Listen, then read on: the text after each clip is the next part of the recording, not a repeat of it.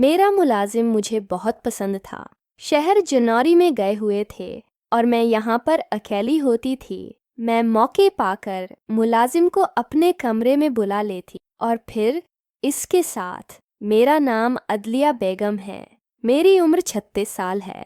मेरी शादी को 12 साल हो चुके हैं, लेकिन मुझे अभी तक औलाद नहीं हुई। मैं देखने में बहुत ज़्यादा खूबसूरत और भरे हुए जिस्म की मालिक थी। जो भी मुझे देखता मेरी तरफ देखता ही रहता था, क्योंकि शहर भी अच्छे खासे पैसा भेजा करते थे और मेरी भी अच्छी तनख्वाह थी। खर्चा वगैरह कोई था नहीं, इसलिए जो कमाए वे उड़ा दी। मेरा शहर भी अकेला ही भाई था, उसके माँ बाप का इंतकाल हो गया था, तो मैं यहाँ पर अकेली रहती थी। शहर की जॉब ऐसी थी कि उनको छोटी साल में 15 दिन की ही मिलती थी। 1 साल बाद वो 15 दिन के लिए आते थे।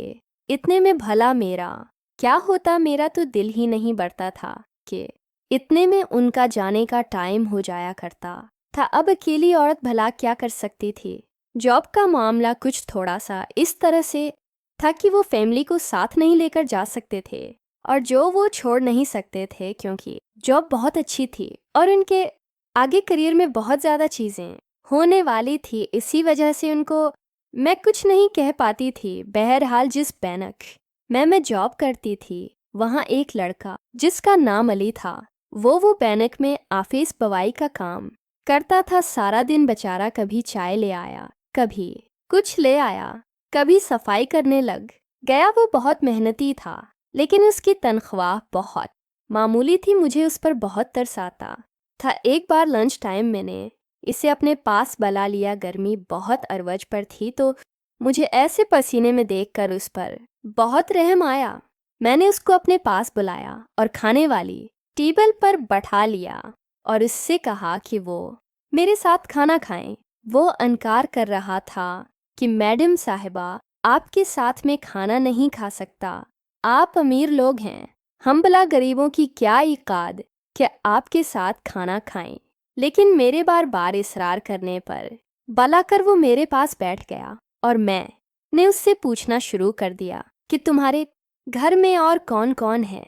वो कहता, मेरे बाप का इंतकाल हो चुका है, मेरी माँ जो कि बीमार है और मेरे से बड़ी मेरी 3 बहनें हैं जो कि शादी के लायक हैं, लेकिन पैसे की वजह से उनकी फ़र्ज की अदायगी से कासिर हूँ। बातें करते करते इसके आंखों में आंसू ने घिलाया। मैंने उसके आंसू साफ किए और उसे तसल्ली दी कि तुम हौसला रखो, अल्लाह ताली सब ठीक कर देखा। वो गांव से आया हुआ था और इस शाम को घर वापस जाता था।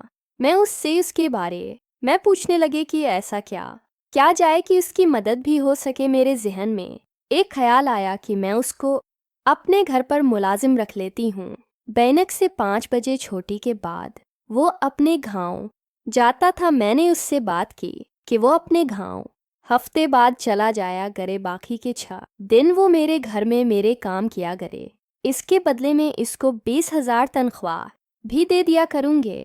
मेरी बात सुनते ही वो बहुत खुश हुआ और कहने लगा, मैं अपने घर वालों से बात करके आपको बता सकता हूँ। 2 दिन बाद वो आया और उसने कहा, बेगम साहबा, मैं राज़ी हूँ, मैं हफ्ते वाले दिन घर चले जाया करूँगा और इतवार वाला दिन वापस आ जाया करूँगा। मैं भी मान गई थी और फिर वो सुबह मेरे साथ बेनक चल जाता और शाम को मेरे साथ वापस आता। सारा दिन बैंक में काम करने के बाद शाम को हमारे घर में नौकरी क्या करता था।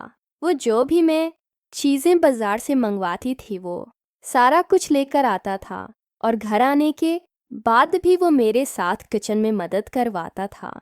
मुझे आहिस्ता आहिस्ता एहसास होने लगा था कि वो तो मेरा कोई अपना है। शौहर मेरे टाइम नहीं देते थे। अब जो कोई भी था वो लड़का ही मेरे लिए सब कुछ था, लेकिन वो उम्र में मुझसे बहुत ज़्यादा छोटा था। वो बहुत शरीफ था।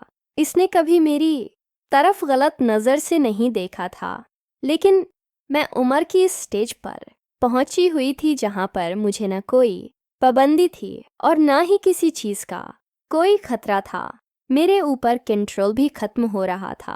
आखिर एक रात में तक की हुई लौटी थी, वो भी मेरे साथ ही आया था। मेरे पैरों की मालिश करने लगा। मालिश करते करते मैंने अपनी तरफ इसे बोला है। मेरी बात सुनते ही वो पीला पड़ गया और उसने कहा कि कुछ नहीं होता, इस काम में मैं तुम्हें इजाफी 5,000 रुपये दे दूंगी। एक लम्हे के लिए वो सोचने लगा, लेकिन फिर उसने अपनी सोच को झड़क दिया और वहां से उठकर मेरी कमरे से बाहर भाग गया और बाहर पसीने से शराब भूर बैठा। मैं उसके पास आकर बैठी और इससे पूछने लगी कि क्या हुआ है। वो कहने लगा, बेगम सौबा, मैं गरीब ज़रूर हूँ, लेकिन मैं बद किरदार नहीं हूँ, इसलिए मैं ऐसा काम नहीं करूँगा।